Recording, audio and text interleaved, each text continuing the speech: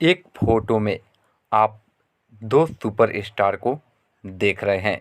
एक trending star Khesari तो वहीं दूसरा अहिरान स्टार टुनटुन यादव। तो आप समझ ही गए होंगे कि बहुत बड़ा धमाका होने वाला है, जिस गाने का नाम है फोन राखा। वहीं इस गाने को टुनटुन यादव और नेहा राज गाए हुए हैं।